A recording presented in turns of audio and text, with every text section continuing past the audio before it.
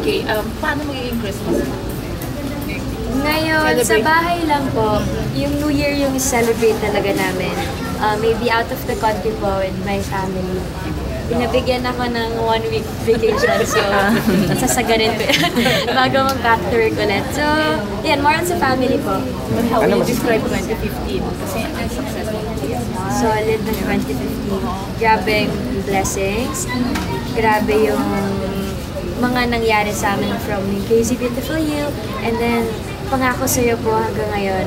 So, Awards. ha?